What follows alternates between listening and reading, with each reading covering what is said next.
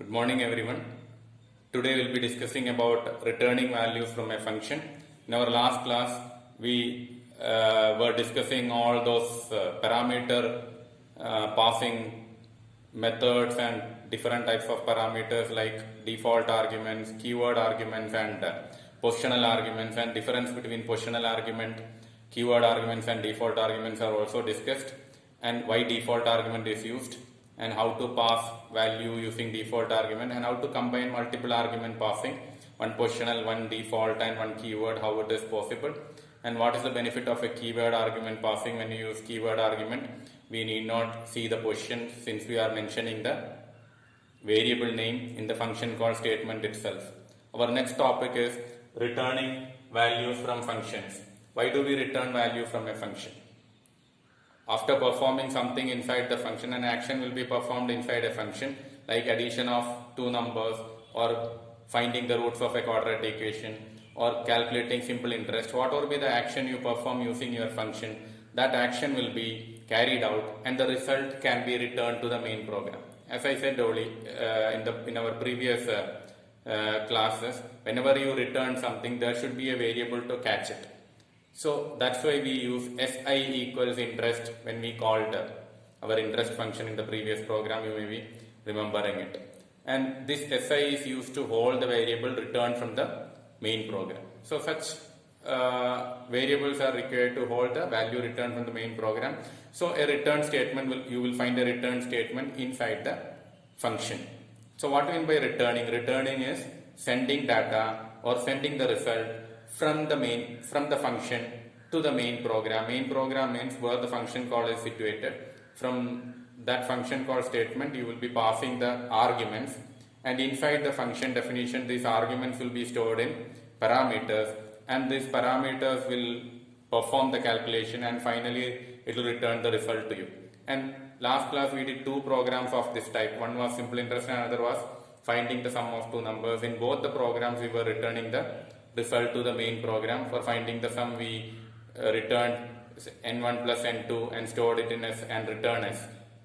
And for simple interest program, we did p into r into t, calculated and stored in s, and s was returned to the main program. The same was copied onto si, and the si was printed over there. Okay, and what will happen if you don't return any value to a value to the main program? Suppose now I modify our simple interest function. Simple interest function I am modifying. The function name of interest p r t. No default value at all. Here we will write print p into r into t. Obviously r will be rate of interest 0.12 or any value with fraction. That's why we are not dividing it by 100. It's already in the form of fraction. So here itself we are printing. Then when you call the function, what will happen actually? Here the function definition is over, and in your main program you are taking the value and calling the function. You can call it like this: interest p comma, instead of p I'll write 30,000, instead of r I'll write 0.12, instead of t I'll write 3. See, all the three parameters have been passed to the function. 30,000 will go and store in p, and r will be stored in 0.12 will be stored in r, and t will get the value 3. Using these values, it will multiply 30,000 into 0.12 into 3. The result will be printed over there. We'll do the calculation and print the result then and there. Then you don't require any variable to hold the result. Earlier it was written like this: SI equals interest 30,000 0.12 3.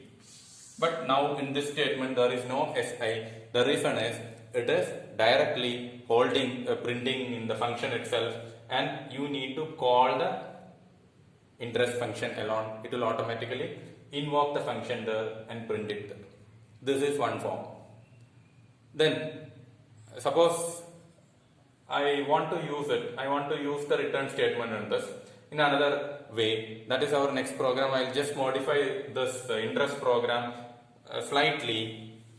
There you will find a difference. Return P into R into T.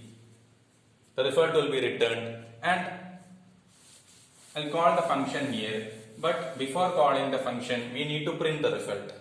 Remember I'm not going to use any variable to hold the result. Just like our previous program, SI equal to interest will not be the function call. The function call will be interest 30,000, 0.12 and 3, but this function call will be inside a print statement. Now 3 forms. Clear? What was the first form? First form was, there was a return statement, it was returning SI, returning the simple interest, and that return value was saved in SI, and that value saved in SI was printed using print statement. What was the second option today we discussed? That was printing inside the function itself, then only calling the interest function or interest statement was necessary, or that will be sufficient to invoke the function or execute the program. This is the third option. In the third option, what we are doing, we are employing a return statement. It will return the result, but the result will be printed here. Result will appear here, and using a print statement we will print it there. Okay, so these are the three forms, three different forms of returning. First one was returning the value. Explicitly we are returning S and store it in SI and print it. Second one, nothing was returned, so return value will be none. Nothing was returned and printing inside the function, but execution of the function was required. For that we call the function simply. And the third one is returning the result, but the result will be displayed at where it is called using a print statement. Okay, so these are the three forms. Now we will enter into the types of functions or classification of functions based on its returning. There are two types, void functions and non-void functions. Void functions and non-void functions. These are the two types of functions based on the value, returning of values. Void functions means it does not return a value. Nothing will be returned. Nothing will be returned. We did this today. Because the printing was done inside the function. We just called the function from the main program. Nothing was returned. And non-void function means value will be returned.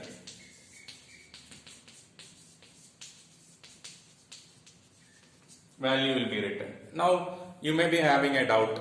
What will happen if nothing is returned? How the program control will go back to the main program to execute the rest of the program? Whenever you call a function, actually function is meant for performing a particular task only. Once the task is over, function has to, program control has to come back from the function to the main program from where it was called. So suppose the third line was a function call statement. After the third line, when you execute the third line of main program, that from the third line the program control will be passed to the function part. There it will get executed and it will be returned to the main program. There is a return called implicit return, automatic return. If you don't have any value to return, then also the system will, or compiler will, Python interpreter will automatically return the program control from the function to the main program. If it doesn't happen, what will happen? If it doesn't happen, the program cannot resume its execution. It cannot continue its execution because it will be held up in the function itself. That means even if you are not providing a return statement inside the function will automatically return to the main program, but it will be an implicit return. It won't return any value. It will just pass the control to the main program to continue the execution of the program. Clear or not? So these are the two types. Nothing will be returned in void case, but program control will be returned to the main program. Non-void function means value will be returned. That returned value will be stored somewhere, or it will be directly printed over there.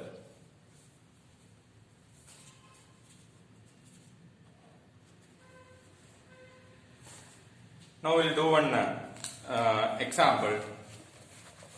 All these notes are available in your handouts. I will be sharing it in your Google Classroom. You need not worry about the notes part and not the programming part alone. You have to concentrate how the programs are executed. Okay.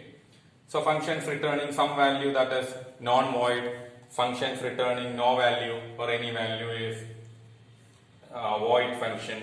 Now coming to non-void functions. Non-void functions can return any of these three values. It can return a literal. Literal, you know, it is a constant. A non-void function will return some value. These returning values can be a literal. It can be a literal, or it can be a variable, or it can be an expression. So these are the three possible type of returning. Now we are talking about non-void functions. There are two types of functions, void functions and non-void functions. Void functions, no value will be returned, just it will take back, after completing the function, it will take you back to the main program and execute the rest of the statements in the main program. Then what are non-void functions? In non-void functions, at the end of the function, before closing the function, you will find a return statement. It will return the result to the main program, and that return statement will be returning a value. It can be a number, a constant value, or it can return a variable, just like returning s or returning si. What is constant value? Return 1, return 2, return 0, like that. Returning si, variable, and the third one is returning an expression.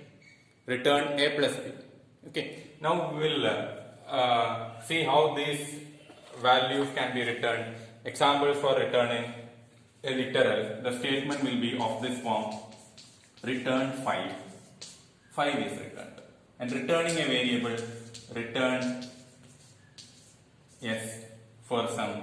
And returning an expression, return n1 plus n2.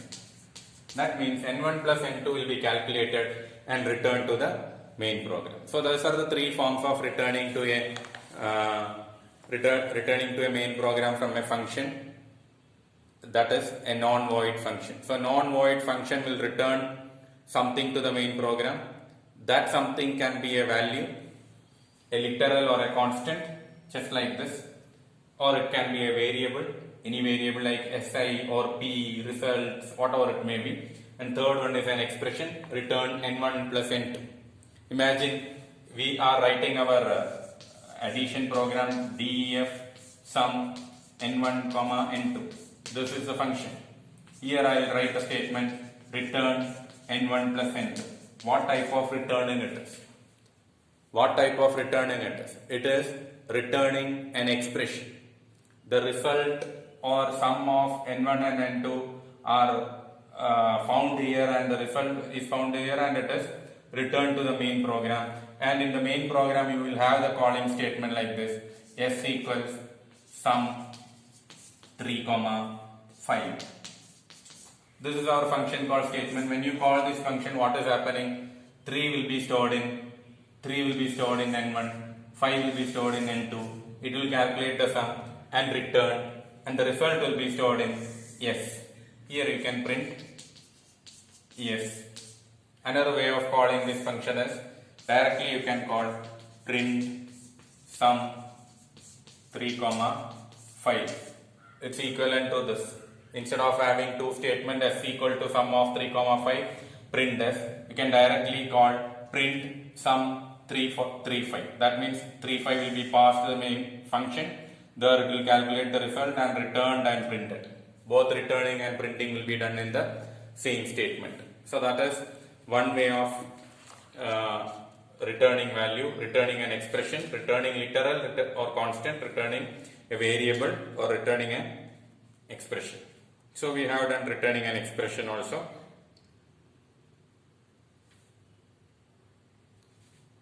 So non-void function has got another name also. They are called fruitful functions. Another name of non-void function is fruitful function, because it is doing something fruitfully. The result it is returning whereas void function, it is displaying everything inside and no result is returned. So that's why we call non-void functions are fruitful functions. Fruit of the function or result of the function is obtained or returned to the main program. Void functions are non-fruitful functions. Nothing is returned, everything will be displayed inside the function itself. Okay. Now, about void functions. Next topic is void functions.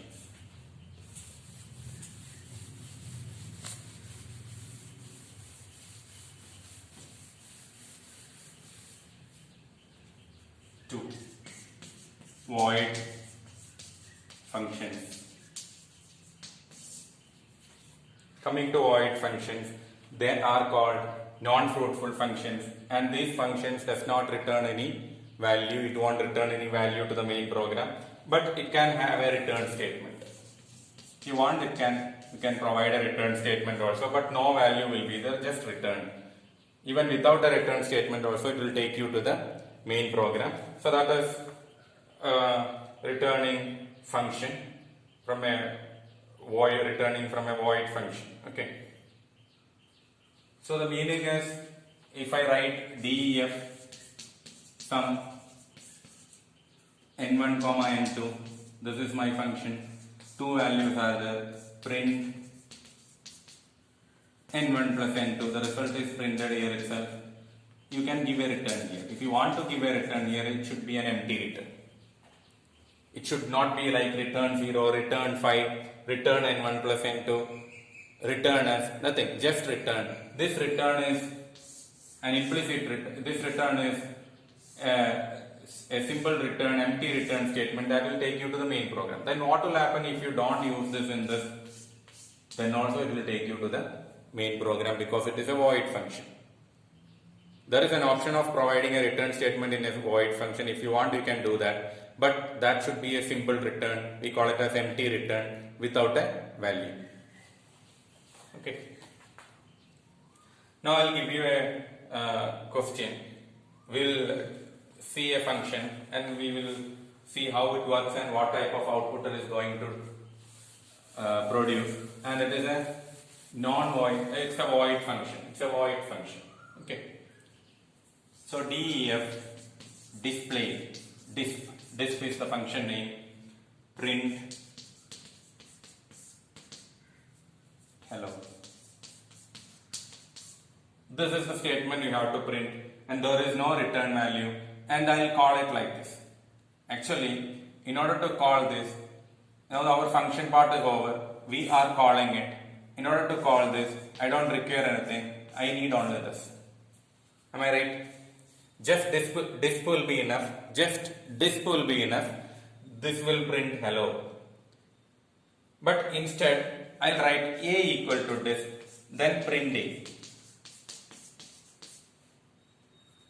Clear? So what's my plan? I wanted to print hello, and I want to print what will be. I want to print the value returned from this first. Def disp print hello, calling function a equal to disp print d. So what will be the result? When you call this using disp, it will take you to the function call and it will print hello. So result will be hello. It's already printed. Nothing is returned. Nothing is returned. Even before returning, you are printing the value. So it will be already printed. Then what will be returned? Since there is no return statement, it will return a default value. That default value will be stored in A. So A will get a value. That value is called NONEN, none. Then what will be the result of this? It will be none. None value is not provided by us. It is already there. This none value will be automatically returned if you try to store what an empty return will submit or what an implicit return will submit from the function. That can be taken using a variable, and that will be always none. Once again, this is a function def disp printing hello, no return value. Actually only disp is enough to print hello, but I want to know what will be the actual return value also. So I will try to call this function and try to return the result to it. So when you call this function, the itself print will be printed, that will be hello will be printed. Then what will be stored in A? A will be none. None means nothing is returned.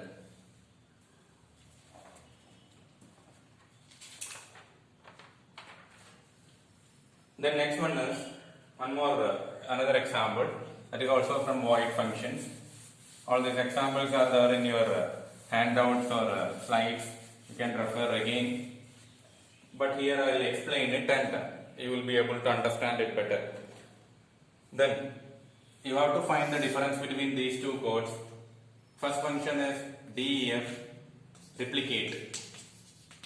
Replicate means repeat. Print dollar symbols, $3 symbols are. Then print replicate. You know the body of the function ends here. The body of the function is up to this. This is another statement.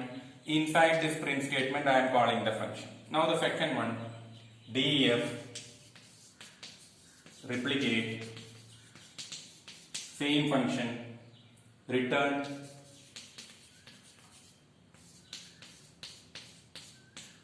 $3 were returned. Then after the body of the function print replicate. Print replicate. Now closely observe these two statements, these two codings. The first one is actually printing the value inside the function.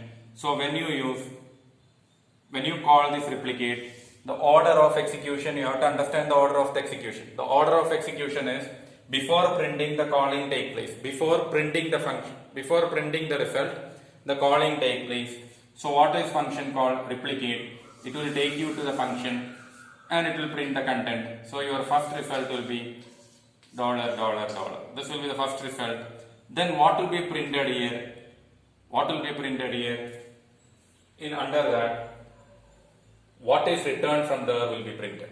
There is no return statement, then what will be returned? None will be returned. You are trying to print the returned value. What is returned? None is returned because nothing is there to return. It's a void function. Then how this dollar symbol is printing? Because you are calling the function replicate. This print has no connection with the print inside the function definition. So when you call using replicate, it will take you to the replicate function. There this $3 will be printed. Then it will come back and try to print the returned value from replicate. Nothing is returned, so it will print none.